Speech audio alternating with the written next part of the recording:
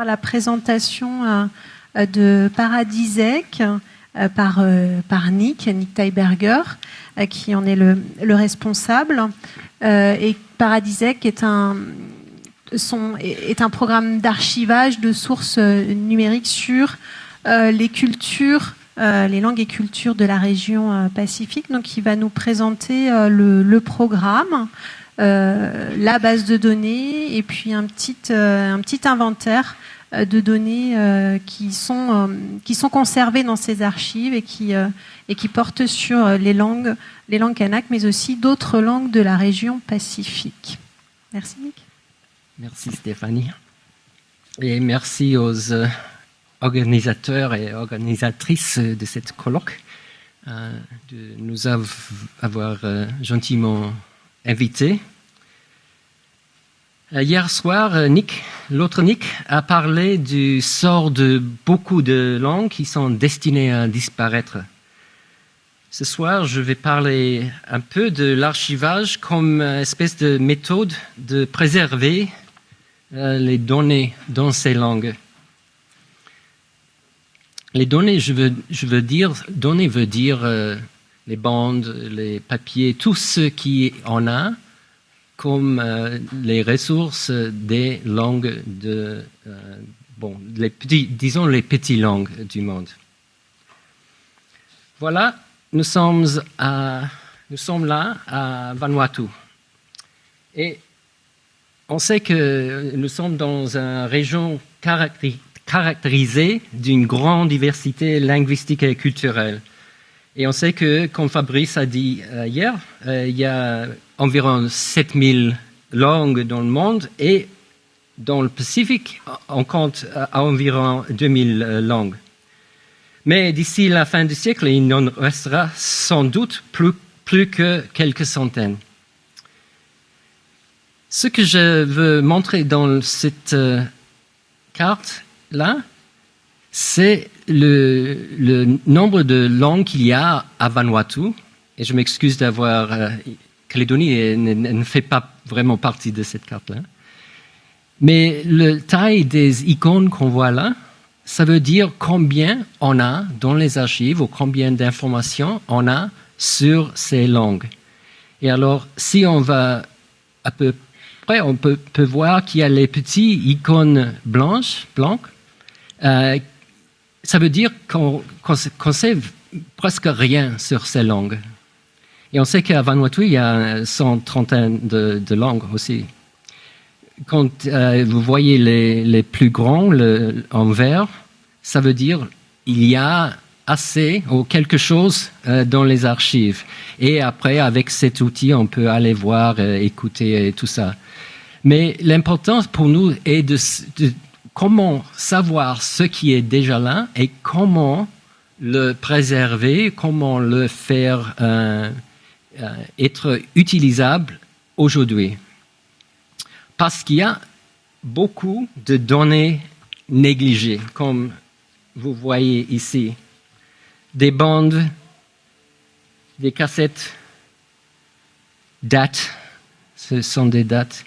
Et là, vous voyez ce qui se passe avec les bandes si ils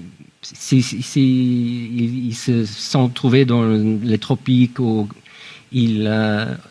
alors, c'est pour ça qu'il ne faut pas vraiment jouer ces bandes. Il faut les donner à quelqu'un qui peut faire un peu de travail pour les nettoyer. Voici aussi c'est la collection de bandes au musée des îles Salomon.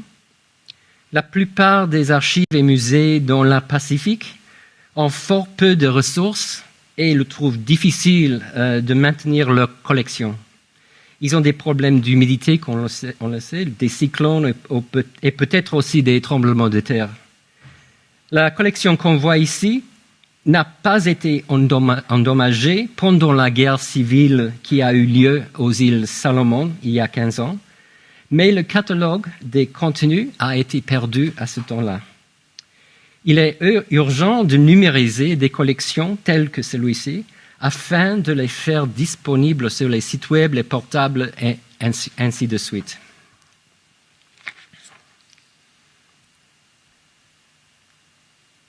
Alors maintenant, il y a des enregistrements historiques, disons, ceux qui existent déjà, et puis il y a les enregistrements qu'on est en train de créer aujourd'hui.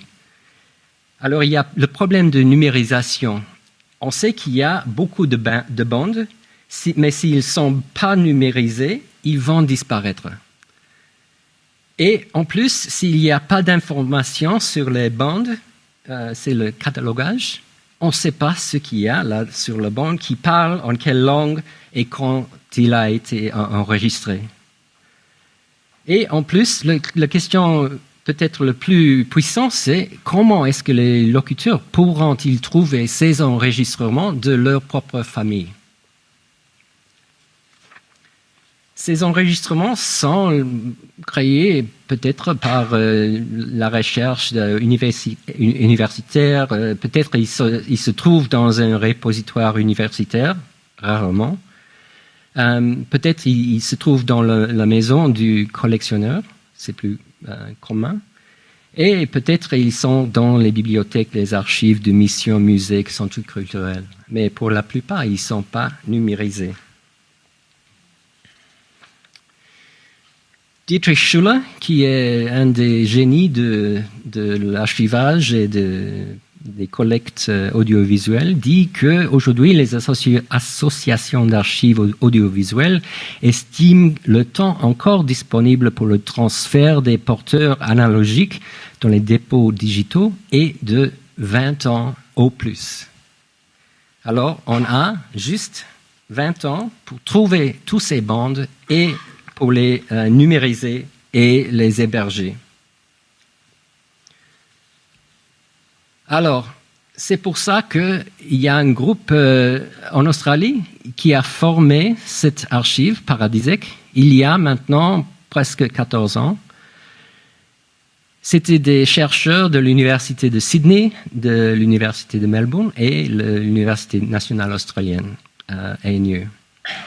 Nous avons formé ce groupe pour conserver les bandes qu'il y avait dans les bureaux de nos collègues qui allaient en retraite. Et alors, on avait des soucis de ce qui se passerait avec ces bandes. Maintenant, ça fait 14 ans, comme j'ai dit, Paradisec contient des données de plus de 1000 langues. Ça représente 67 pays. Et vous voyez qu'il y a beaucoup de choses là, beaucoup d'objets, plus de 134 000 fichiers, etc. Alors c'est une grande collection et c'est devenu très important. La collection vient de notre région, mais aussi il vient un peu partout.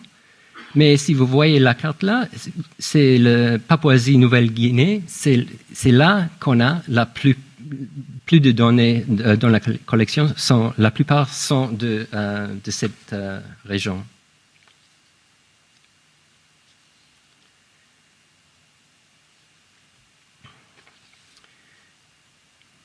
Il y a quelques exemplaires de ce qu'on a dans la collection. Stephen Worm, qui était le prof dans la même position que Nick Evans est là actuellement. Il avait des bandes des îles Salomon, 120 bandes, avec des transcrits et notes de terrain, et on a tout numérisé.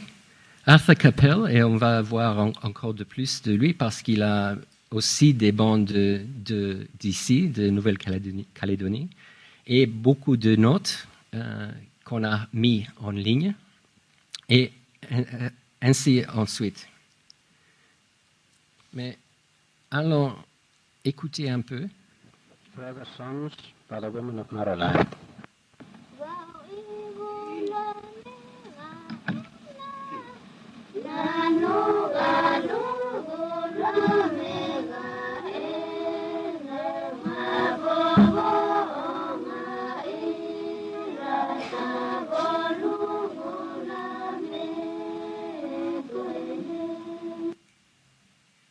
Encore un autre.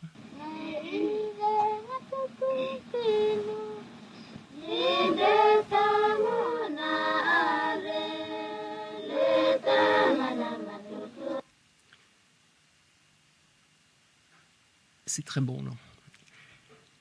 Et il y a beaucoup de choses comme ça dans la collection, mais pour la plupart, on ne sait pas ce qui est là, parce qu'on a des bandes sans beaucoup d'informations. Celui-là, si je réussis, c'est de Nengone.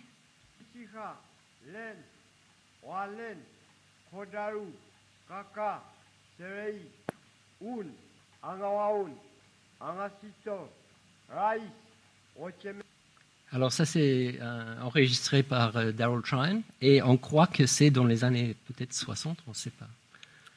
Mais ce qu'on veut faire avec toutes ces données, c'est les mettre en ligne et trouver les gens qui savent quelque chose de ce qui est là-dedans, qui puissent enrichir notre métadonnées, notre catalogue sur ces choses. Oui? Bon. Vous avez une question? Non. Okay. Ah bon. En plus, ça c'est, on a des fois, on a le documentation comme ici le transcrit et on peut. This is another custom story done by Father Martin for Professor Stephen A. Brown. Alors ça c'est ce qui est écrit. Akanaya no numbla. Bening numbla. Ay momo chapelwana. And so on. Alors, s'il y a ces choses, on peut les mettre ensemble et ça, c'est plus utile. Le problème pour nous, c'était qu'il n'y a pas de repositoire en Australie qui s'occupe de cette espèce d'information. Nous avons l'Australian Institute of Aboriginal and Torres Strait Islander Study qui s'occupe des choses qui traitent les langues indigènes, Bibliothèque nationale et tout, mais ce n'est pas leur boulot de travailler avec ces données. Et même dans le Pacifique, on sait qu'il y a beaucoup de centres culturels, comme Centre Chibau, Vanuatu Cultural Center, Institute of Papua New Guinea Studies, mais il manque les ressources et ne peuvent pas numériser même leur bande. Alors, on a fait des liens régionaux avec ces institutions. On a numérisé des bandes pour le centre culturel de Vanuatu, même aux îles Solomon. Ici, on a numérisé des bandes de Gile Sam. Il avait 10 bandes qui étaient déjà mouillées et on les a numérisées pour lui. Et alors, on cherche ces bandes qui sont menacées et on essaie de les numériser. Voilà un bande qui vient des îles Salomon et là, on voit qu'il est mouillé, moldy. Ça, c'est un bande qui est très bien. Et là, il y a la mouille. Et ce qu'il faut faire avec ces bandes, c'est il faut les mettre dans un four à très bas température pour quelques jours et puis les nettoyer. Ici, vous voyez, ça prend beaucoup de temps pour nettoyer les bandes afin de les numériser. Mais au moment qu'on a créé l'infrastructure pour les bandes, une fois que nous construisions les archives pour des vieilles bandes, on était alors prêt à accepter même les fichiers créés aujourd'hui. Et ça, ce sont des DVD qui étaient envoyés d'un doctorant sur le terrain dans les Philippines. Elle était là pour presque un an. Et pendant ce temps, elle a pu envoyer ces enregistrements afin d'avoir un backup de tous les enregistrements parce que c'était un peu dangereux où elle se trouvait et elle craignait perdre les données s'ils étaient sur l'ordinateur qui pourraient être cassés très simplement. Alors ça, c'est une bonne façon de travailler. Si on est sur le terrain, on peut envoyer les DVD ou disques durs et archiver avant de faire l'analyse, avant de faire le travail. C'est un peu différent du avant, mais maintenant je crois qu'il faut archiver tout le temps. Alors, essayons de voir si on peut voir. Alors, les choses qu'on a en parasitique, pour la plupart, ils sont libres. On peut aller chercher. Voilà.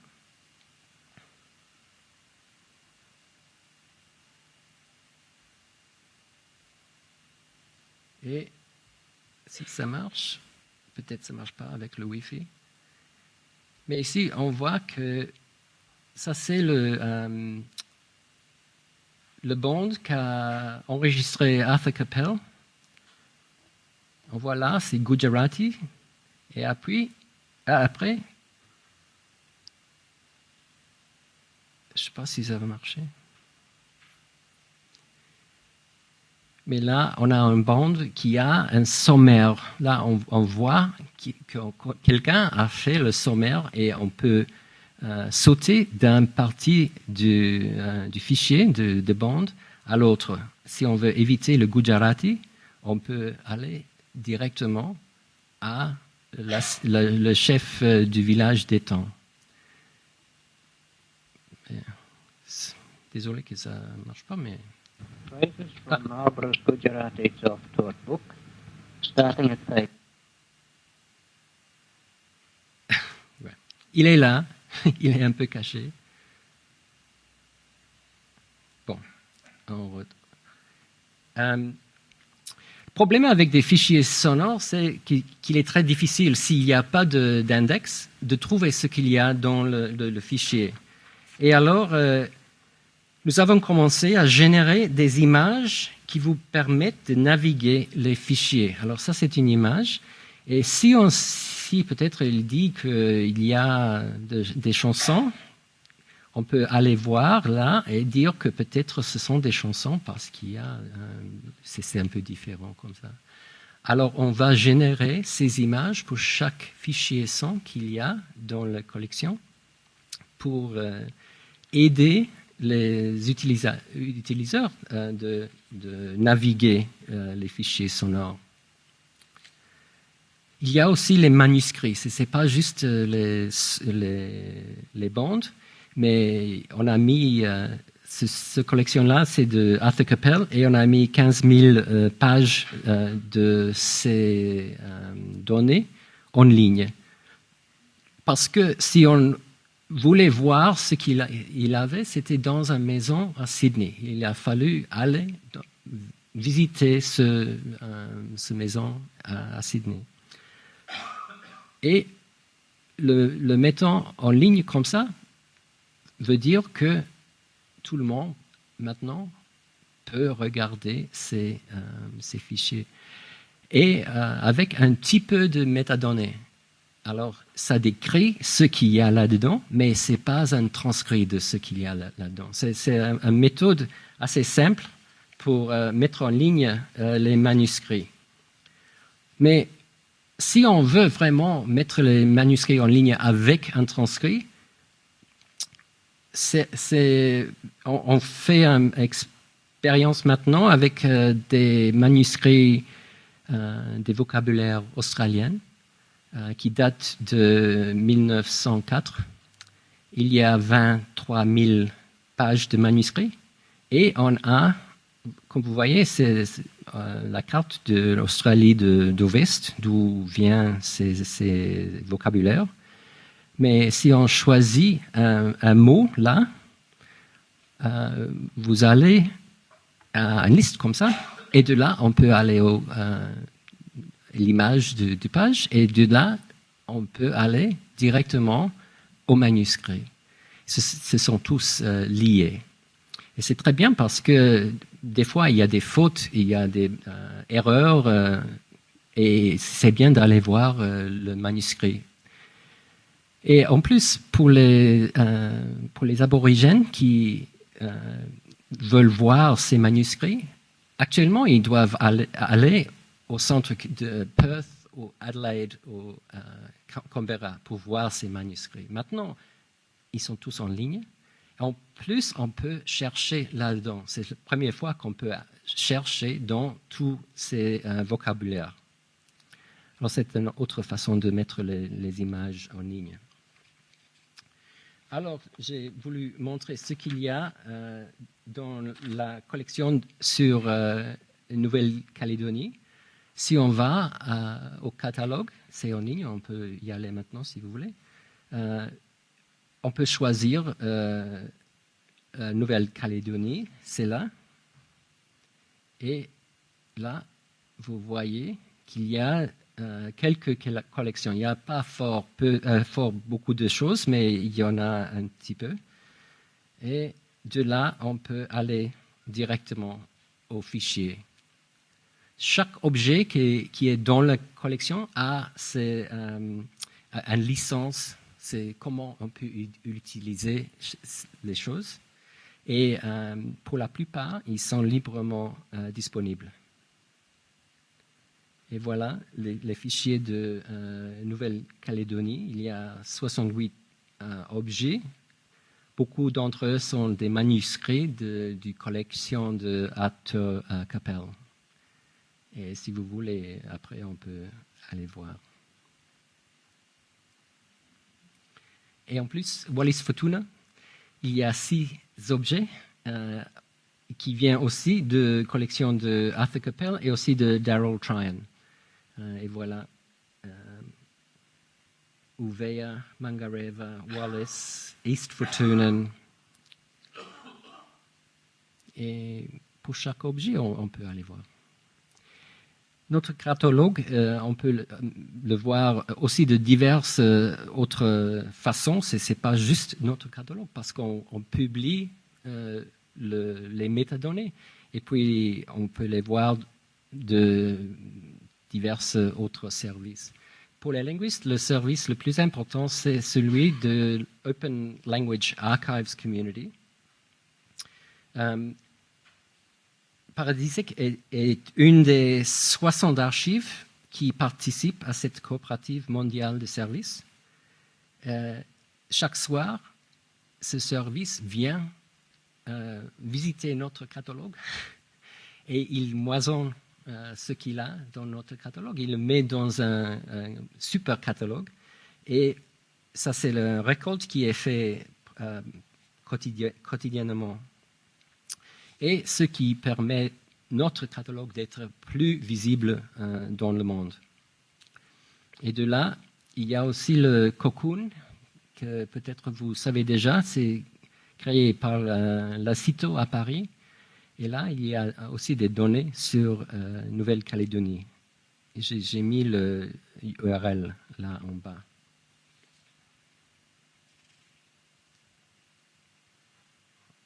On va voir.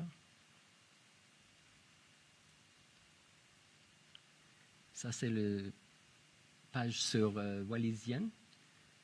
Ça, c'est ce que Cocoon a mis ensemble. Alors, Cocoon, c'est un projet-là au Nouméa. Et ils font une récolte de ce qu'ils trouvent de partout dans le monde et le met sur une seule page comme ça.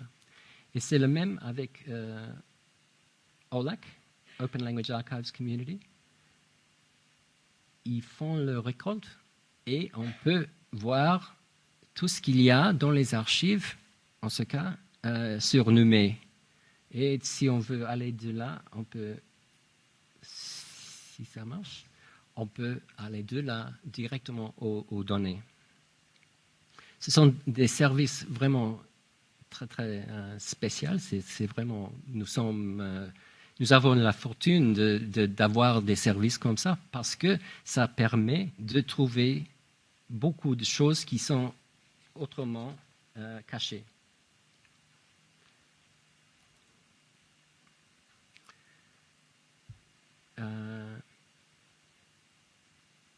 Alors, si on veut chercher ce qu'il y a en OLAC, il faut mettre le code du langue là.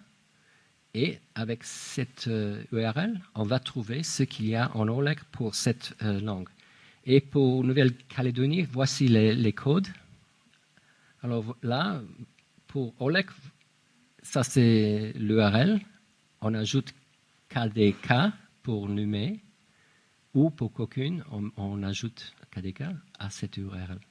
Et ce sont tous les URL, y compris le Wallisien et Futuna.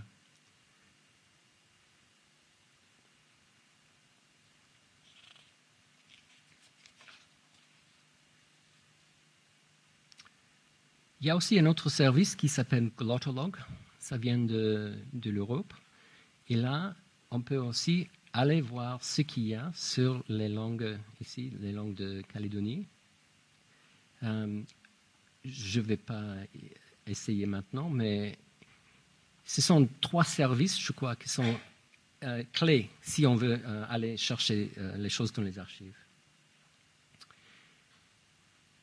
Ce que nous avons fait chez nous, c'est de trouver tous les données dans OLAC et de faire une représentation comme ça. Alors, on peut choisir les P, on peut voir combien de ressources il y a par P, et on peut aller voir ici, ça c'est Bougainville, et s'il y a plus de 150 ressources en OLAC, c'est en vert, comme on a vu dans les langues de Vanuatu. Mais maintenant, ça c'est pour toutes les langues du monde, et ça marche, ça est renouvelé chaque jour. Et avec cette information-là, on peut créer une globe où ces épines correspondent au combien on sait, combien il y a dans les archives pour cette langue. Et alors, on peut voir que pour Africain en général, Afrique, il y a fort peu d'informations parce qu'il y a fort peu d'épines qui sortent de là. Et on va imprimer ça en 3D. On va créer un modèle du monde qui nous fait souvenir combien on a à faire pour connaître les langues du monde. Ce qu'on fait aussi, c'est de créer une réalité virtuelle. Je vais essayer de vous montrer.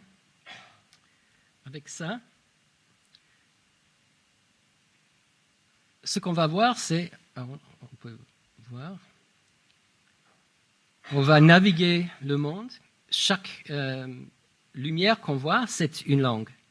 Et comme vous voyez, quand on passe par une langue, on voit le nom du langue. On ne peut pas l'écouter, mais il y a aussi 20 secondes d'audio qui s'attachent à plusieurs. On a 250 morceaux d'audio. Et on peut ainsi, avec ces trucs, on peut naviguer un peu. On peut même faire avec un Xbox, je sais pas, tout ça. Mais c'est une façon de montrer combien de langues il y a et de faire une espèce de jeu.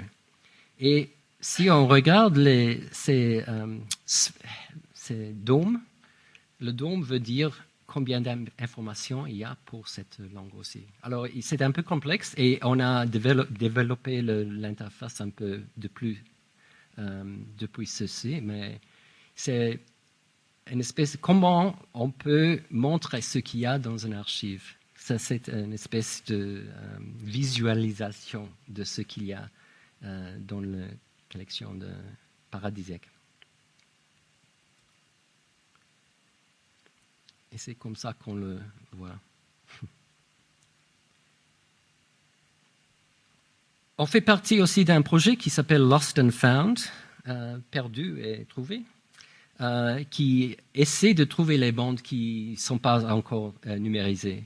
Et on fait un appel, et s'il y a des gens ici qui ont des bandes, on s'intéresse à trouver ces bandes et travailler avec vous pour les numériser. Mais qu'est-ce qu'on peut demander à les archives. Alors, je peux dire, puis-je écouter la langue X? Puis-je entendre une histoire racontée dans cette langue? Ou je veux entendre ma grand-mère, je sais qu'elle a été enregistrée par un linguiste il y a 30 ans. Et pouvons-nous trouver du matériel sur les programmes scolaires pour nos langues? Toutes ces questions, ça serait bien si on pourrait avoir des réponses quand on va chercher dans les archives. Et quelques-uns, on peut maintenant à Paradisec. Mais le problème, c'est que comment est-ce qu'on peut lier ce qu'on a dans l'archive avec les locuteurs? En 2012, je revenais d'une excursion à Bangor, c'est un très petit village dans le désert en Australie, quand j'ai reconnu un aborigène qui a appelé Carl, parce que j'ai voyagé avec son père il y a 20 ans. Et il était là, il était un jeune garçon, et depuis là, son père est mort. Alors j'ai demandé à Carl s'il voulait entendre des enregistrements que j'avais faits avec son père, y compris une courte histoire de sa vie et quelques chansons. J'avais aussi des photographies et il a demandé des copies et j'ai mis tout ça sur un CD pour qu'il ait sa propre copie. Mais ma capacité de localiser ce matériau et de le rendre disponible à Carl dépendait d'avoir tout organisé et avec moi sur mon portable. Tout ce que j'avais là, c'était déjà dans 2 archives. C'était à Paradisec et c'était aussi aux Institute of Aboriginal Studies. Mais pour Carl, il ne pensait jamais aller voir ce qu'il y a dans les archives. C'était pas quelque chose qu'il imaginait possible. Alors ça, c'est le problème aussi pour nous. C'est comment faire cette connexion entre ce qu'on a, qui est très important pour ces gens, et les gens eux-mêmes. Par exemple, ça c'est une étudiante à Hawaï que j'avais, qui a écrit « Qu'est-ce qui se passe avec la recherche du passé ? Quel bon à notre communauté, hein ?» Les chercheurs étaient là pour gagner leur PhD, et est-ce qu'ils étaient là juste pour nous exploiter, ou est-ce qu'il y avait une autre raison? Quand est-ce qu'on va voir les produits et les résultats et non encore plus de recherche? Et ça, c'est une question, c'est vraiment très important. Et je crois que nous n'étions pas très bons citizens, citoyens, comme chercheurs dans le passé. Mais je crois que l'archivage et le fait de prendre responsabilité pour ces données commence à changer tout ça. Un autre exemple, c'est cet homme, Eava Geita, est locuteur de Koitabu, la langue de Papouasie-Nouvelle-Guinée. Et il étudiait à Melbourne par hasard. Il s'est trouvé dans mon bureau et on a cherché des fichiers en Koitabu. C'était émouvant pour nous deux, mais il était très heureux d'écouter sa famille parlant la langue. Et il a pris toutes les copies. Il m'a dit qu'il n'a pas dormi cette soir-là. Mais j'attends toujours qu'il nous donne plus d'informations pour notre catalogue. Mais comment est-ce qu'on peut voir ce qu'il y a dans la collection si on est à Vanuatu ou Papouasie-Nouvelle-Guinée? C'est, comme on le sait, tout le monde maintenant a des portables. À Nouvelle-Calédonie, il me semble qu'il y a presque 100% de la population a un téléphone portable. À Vanuatu, c'est 80%. Là, on voit c'est pour le Digicel, c'est leur tour. Et c'est frappant que ça, c'est l'église. Alors, le tour de Digicel est plus haut que l'église. Anyway. Alors, notre catalogue est lisible sur portable. On a en plan que quelqu'un dans les Highlands de Papouasie-Nouvelle-Guinée puisse voir le catalogue et puisse aussi télécharger les fichiers et écouter les fichiers dans son langue. Paradisic a gagné le Data Seal of Approval. Ça, c'est un truc européen. Ça veut dire qu'on fait ce qu'on fait très bien. On est aussi inscrit aux mémoires du monde de l'UNESCO. Et 7 ans, on nous a donné le prix de une commendation spéciale du Coalition de préservation digitale. Alors, ça veut dire qu'on fait les bonnes choses là. Alors, l'important maintenant, c'est pour les chercheurs, et comme j'ai dit aujourd'hui, on construit des collections. C'est important de se rendre compte qu'on est en train de construire des collections. Même si c'est un fichier, même si c'est quelques histoires, mais c'est important de le mettre dans un archive. Les nouvelles méthodes, ce qu'on dit language documentation, ils vont améliorer non seulement notre recherche, mais aussi vont le faire accessible aux autres, y compris les locuteurs. À Paradisic, nous sommes des chercheurs qui ont construit notre propre archive. Nous n'avons pas attendu que le gouvernement fait l'archive pour nous. C'est conforme aux normes internationales pertinentes et c'est un exemple des chercheurs qui prennent responsabilité d'héberger les données qu'ils créent au cours de leur travail de terrain. Merci.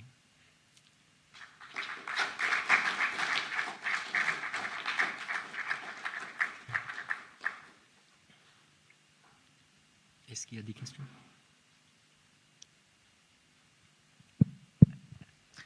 Merci beaucoup, Nick, pour cet exposé passionnant, comme toujours, et puis pour ces petites clés d'ouverture pour aller explorer les petits trésors qu'il y a dans vos archives. On a quelques minutes pour des échanges, des questions.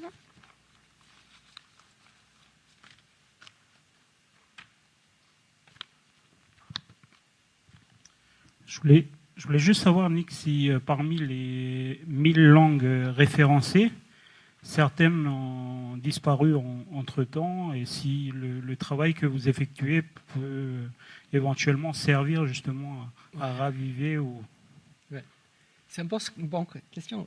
Je ne sais pas vraiment exactement parce que il y a si beaucoup de travail. On n'a pas encore fait cette analyse, mais je peux dire que pour les langues de Aceh en Indonésie, où il y a eu le tsunami, nous avons des données sur les langues sur la côte et les villages sont tous écrasés par le tsunami. Alors, je ne sais pas si ces langues sont toujours parlées, mais tous les locuteurs sont maintenant en diaspora. Peut-être ça, c'est un exemple de données dans la collection pour les langues qui ne sont plus parlées.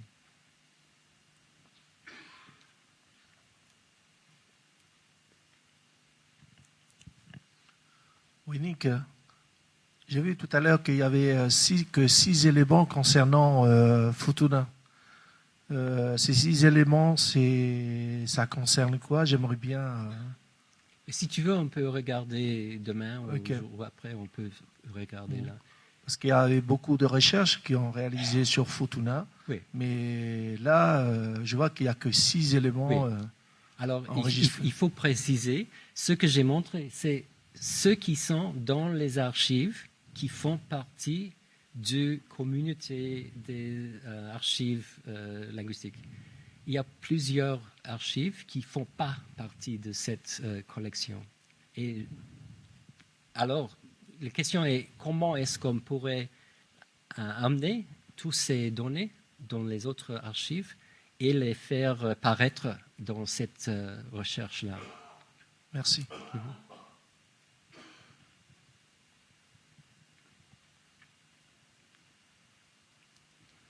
Go to Dina.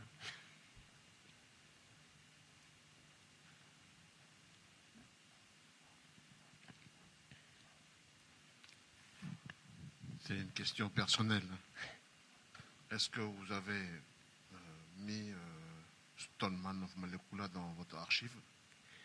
Bon, vous voyez qu'on a beaucoup de Arthur Capel dans la collection. Et c'est Capel qui a travaillé avec Layard. Alors, sans doute, je crois, il doit y avoir quelque chose sur Malekula. Et on peut le regarder demain ou après-demain, si tu veux. Oui. Merci.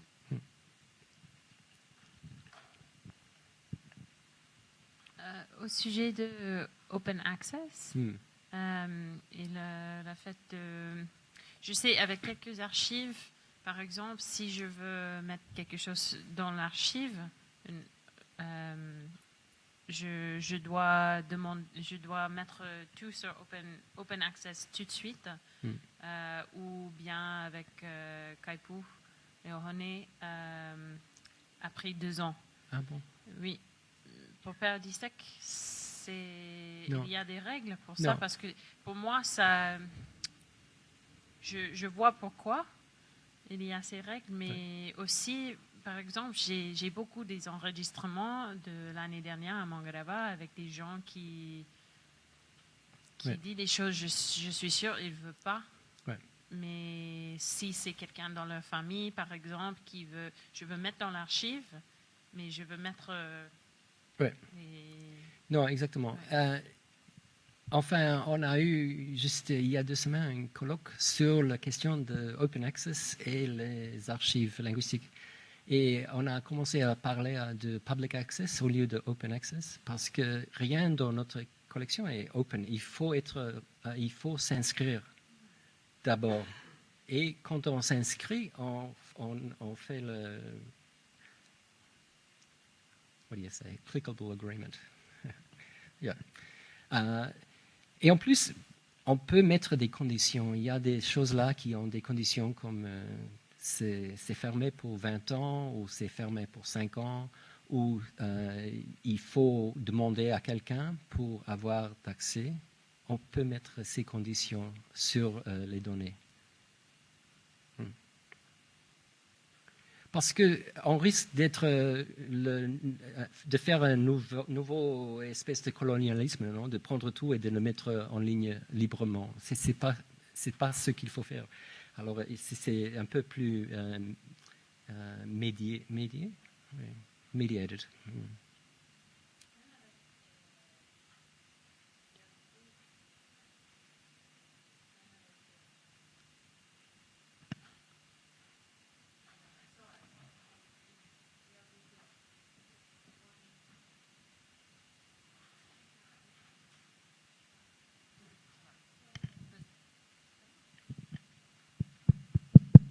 Non, je crois que même avec l'archive de SOAS, ELDP, c'est l'archive, n'est-ce pas?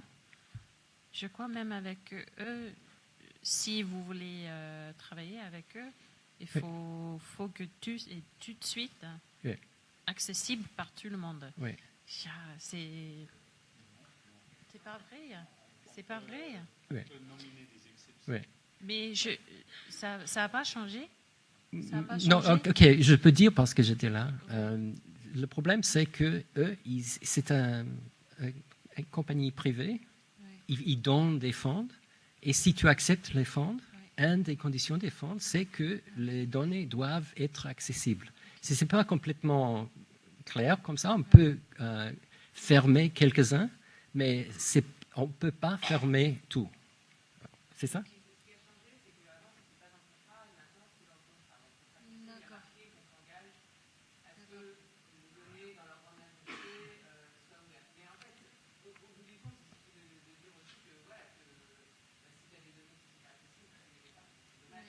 Ouais. Et c'est ce qu'on vient de discuter. C'est le problème, c'est si on ne va pas les mettre dans l'archive, ça risque de perdre toutes les données. Voilà. Ouais. Ouais.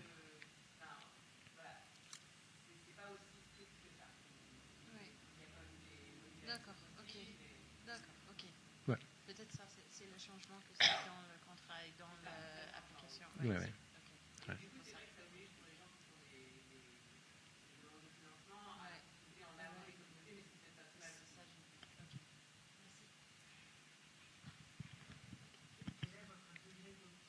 pour ça. Ouais. Bon, je sais pas. Chaque fois que je fais une présentation comme ça, on trouve encore plus de bandes qui existent. C'était Patrick qui a dit il a des bandes du nord de Grande-Terre. Ils sont partout. Je ne sais pas. nous numérisons des bandes chaque jour dans nos filières là, en Australie.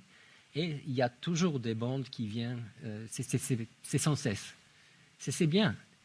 Mais je ne sais pas si on va trouver tout ce qu'il y a. Et en plus, il y a dans les centres, comme on va voir, je crains demain, même au centre Tibau, mais aussi dans les centres plus petits, dans la Pacifique, il y a plusieurs bandes qui... Qu'est-ce qu'on va faire avec ces bandes? Il faut trouver les fonds, il faut négocier avec eux, parce qu'ils ne veulent pas qu'on prenne ces bandes, ce n'est pas de leur patrimoine, et le portent en Australie. C'est un long processus, là. Alors, est-ce que je suis optimiste? Oui.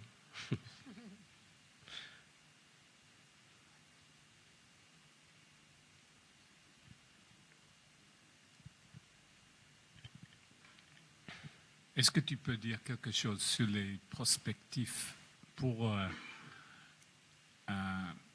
avoir plus de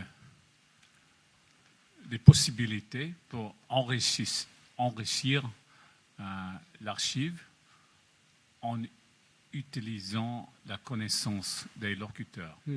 Parce que, par exemple, la grande majorité des bandes qui sont là existent sans transcription, sans traduction, mais dans les communautés, il y a beaucoup de gens qui pourraient le faire. Ouais.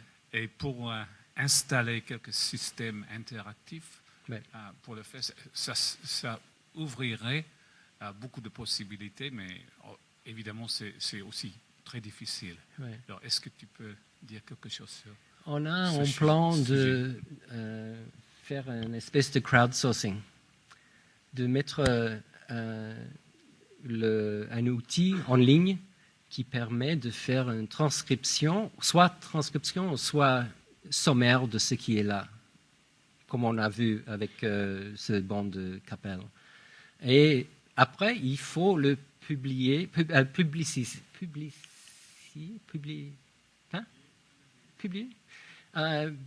de publicité pour que les gens le trouvent, non? Parce qu'on peut le mettre en ligne, mais il faut faire des publicités comme dans les colloques comme ça, mais aussi dans les Highlands of New Guinea. Comment est-ce qu'on va faire là pour montrer les gens et qu'ils utilisent leur portable pour voir ce qu'il y a, pour mettre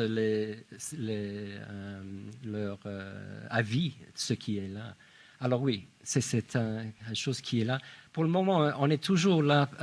C'est plus important de préserver ce qu'on a et beaucoup d'efforts et ciblés sur la préservation et non sur ces autres choses. Mais il faut vraiment faire ces autres choses avant que ces gens qui peuvent nous aider meurent, non?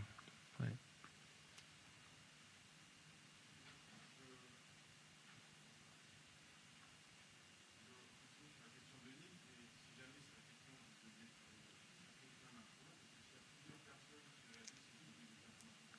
Oui, oui. Non. Ouais. Oui, exactement. C'est pour ça qu'on n'a vraiment pas encore commencé. Mais je crois qu'on peut médier, on peut rédiger ce qui vient, non? Et s'il y a des problèmes, peut-être on le laisse tomber, non? Je sais pas. J'ai pas encore, on n'a pas encore eu cette expérience.